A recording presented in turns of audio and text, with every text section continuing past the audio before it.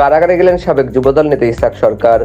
রাজধানীতে নাশকতার অভিযোগে দায়ের করা একাধিক মামলায় দণ্ডপ্রাপ্ত বিএনপি নেতা ও সাবেক যুবদলের সাংগঠনিক সম্পাদক ইসহাক আলী সরকার আদালতে আত্মসমর্পণ করেছেন।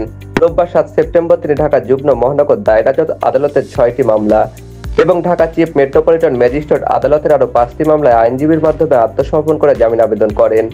তবে শুনানি শেষে আদালত তার জামিন নামঞ্জুর করে সরাসরি কারাগারে পাঠানোর আদেশ দেন।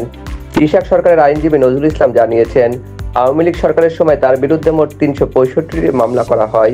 এর মধ্যে শুধু দায়রা জজ আদালতের 6টি মামলাতেই তাকে 22 বছর 6 মাসের কারাদণ্ড দেওয়া হয়েছে। সর্বমোট 11 মামলায় তিনি এখন দণ্ডিত। 2023 সালের 7 নভেম্বর নাশকতার এক মামলায় ইসহাক সরকারকে 3 বছরের কারাদণ্ড এবং সঙ্গে 5,000 টাকা জরিমানা করা হয়।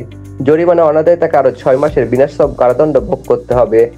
একই বছরের 7 আগস্ট রাজধানীর কোতোয়ালি থানায় গাড়ি ভাঙচুর ও টাকা ছিনতাই মামলায় ইসহাক সরকার সহ 21 জনকে 2 বছরের কারাদণ্ড দেন আদালত। সব মিলিয়ে দীর্ঘ রাজনৈতিক জীবনের শত শত মামলার আসামি এবং একাধিক সাজাপ্রাপ্ত আসামি হিসেবে বর্তমানে কারাগারে রয়েছেন বিএনপি নেতা ইসহাক আলী সরকার। মোহাম্মদ সামিল খান, রাষ্ট্রবার্তা ডেস্ক রিপোর্ট।